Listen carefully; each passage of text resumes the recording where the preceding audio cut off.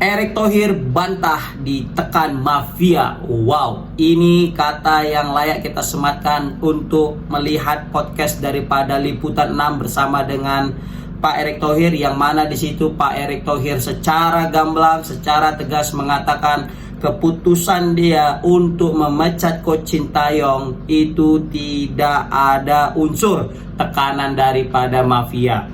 Bahkan presenter mengatakan, ya kalau tidak ada mafia, apakah federasi juga ada menekan? Dan Coach Sintayong dan Pak Erick Thohir lagi-lagi menekankan bahwasanya dia tidak ada dapat tekanan baik itu dari mafia maupun federasi itu sendiri.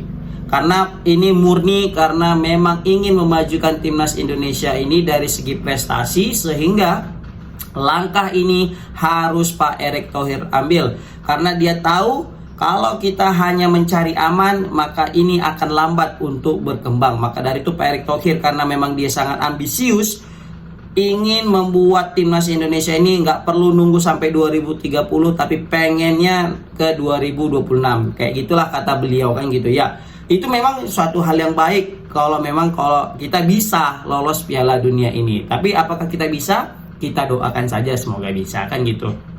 Yang aku respect juga di sini adalah Pak Erick Thohir itu ngomong, aku siap dipecat loh katanya jika memang diinginkan. Nah ini ya kan, pemimpin yang memang tidak haus jabatan tapi memang haus akan prestasi.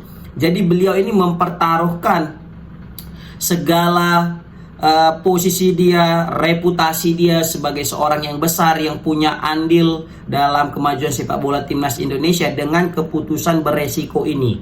Karena dia tahu kesuksesan tanpa resiko itu hal yang biasa saja. Makanya kita bisa lihat Pak Erick Thohir bisa sebagai personal orang yang betul-betul sukses, yang sukses membeli Inter Milan, ya kan, sukses membeli Oxford. Ya, beliau ini menandakan bahwasanya dia punya grow mindset, ya, atau bisa kita bilang pemikiran yang ingin terus maju berkembang gitu. Tidak pikiran fixed mindset yang mana dia takut kalah, yang mana dia takut takut gagal, mudah menyerah. Tapi beliau ini fokus kepada ingin mencari hal-hal yang hal yang baru, yang mana hal-hal baru ini dapat memberikan impact yang positif kepada timnas Indonesia. Nah, ini yang mungkin tidak dimiliki oleh PSSI sebelum-sebelumnya ya, jiwa kesatria yang dimiliki oleh Pak Erick Thohir. Di situ juga dijelaskan guys di liputan ini kenapa nih langkah ini harus diambil.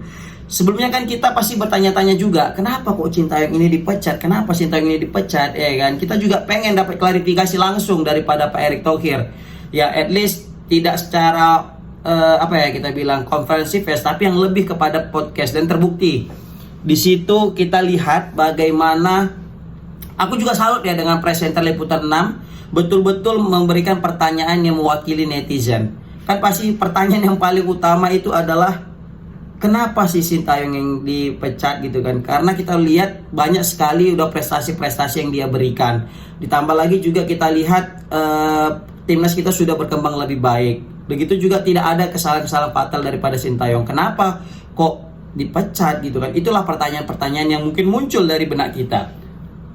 Baru Pak Erick Thohir meyakinkan bahwasanya menjawab ya, kita punya skala yang lebih besar, prioritas yang lebih besar kata dia ya kan. Ditambah lagi kita tahu timnas Indonesia memang lagi semuanya sudah bagus, baik itu di level tim putri, baik itu di timnas kelompok umur, semuanya perform gitu kan. Tapi di sini yang mereka incar di sini adalah tiket Piala Dunia.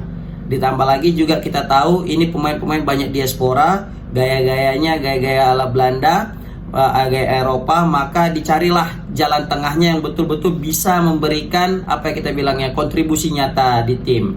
Jadi Pak Erick Thohir juga dia sebenarnya nggak enakan juga sama Sintayong, tapi dia tetap bilang sepak bola itu kita nggak boleh jatuh cinta kepada perorangan gitu. Memang dia masih tetap menyayangkan keputusan ini, tapi untuk yang lebih baik, untuk yang lebih besar katanya keputusan ini harus tetap kita ambil.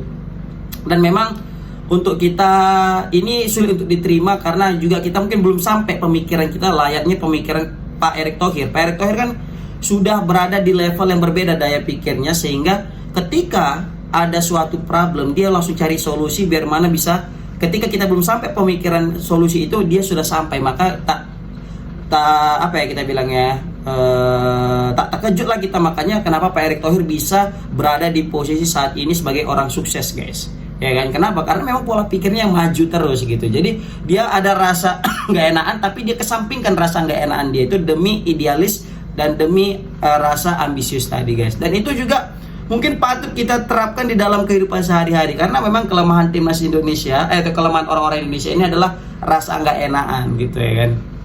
Oke lah, seperti itu yang aku cermati dan aku lihat di podcast Liputan 6. Tapi kalau misalnya ada kesalahan aku minta maaf kan gitu.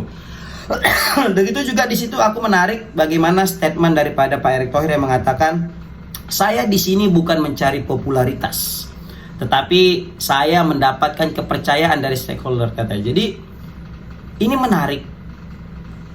Kita kan selalu mengait-ngaitkan, oh ini sengaja nih Pak Erick Thohir kayak gini biar untuk 2029 katanya kan. Baru di sini dibantah Pak Erick Thohir, ngapain juga untuk 2029 katanya gitu ya kan. Karena nyatanya toh di sini memang Pak Erick Thohir murni dia katakan adalah ingin mencari prestasi kata dia. Bahkan dia aja udah sempat pengen turun gitu. Kalau memang mau cari popularitas katanya. Bahkan kalau untuk nyari popularitas kata dia, ya udah tetapkan aja Sintayong yang melatih ya kan. Kalau misalnya nanti dia menang ya tetap alhamdulillah, walaupun tetap bagus nama awak ya kan. Kalau misalnya dia kalah kan dia yang dipecat bukan awak gitulah, nama awak tetap harum juga kan gitu. Nah itu ada masuk akal juga sih yang kata Pak Erick Thohir, bahwasanya dia di sini bukan mencari popularitas tetapi juga memang ingin karena dia sudah mendapatkan kepercayaan untuk memajukan timnas Indonesia. Begitu yang paling keren menurut aku ya daripada podcast ini adalah, saya itu tipe pimpinan yang ambisius. Jadi kata dia, saya ini tipe pimpinan yang ambisius dan bukan kedudukan katanya. Jadi dia tipe pimpinan yang ambisius di hasil katanya, ya. Dia tipe pimpinan yang ambisius di hasil dan bukan di kedudukan. Ini semakin menegaskan bahwasanya apa yang ia lakukan selama ini tidak lain dan tidak bukan memang karena untuk prestasi timnas Indonesia, bukan untuk namanya seorang. Bukan untuk nama bagusnya Pak Erick Thohir, tapi memang karena ingin dari hati yang paling dalam ingin memajukan timnas. Dan itu bisa kita lihat dari hasil-hasil pergerakan Pak Erick Thohir dalam meyakinkan pemain-pemain diaspora untuk mau bergabung kepada timnas. Maka Pak Erick Thohir mengorbankan juga ya reputasinya. Jika memang ini nanti kalah, maka dia juga siap untuk kita bilangnya, siap untuk tidak di posisinya itu lagi. Bahkan di situ Pak Erick Thohir kita bilangnya betul-betul mengambil resiko yang cukup gila sih menurut aku ya. Karena gini, kalau misalnya nanti lah ini guys, kalian lah yang nonton video ini, tiba-tiba nanti nggak perform nih Patrick Kluivert, kan? Terus kalah lawan Australia, kalah pula lawan Bahrain, kalah lawan China, nggak usah kalah lah, seri-seri. Terus kalah lawan Jepang, fix kita gagal kan? Nah siapa yang disalahkan? Pak Erick Thohir guys. Tapi Pak Erick Thohir udah siap atas resiko itu. Pak Erick Thohir udah siap atas kegagalan itu.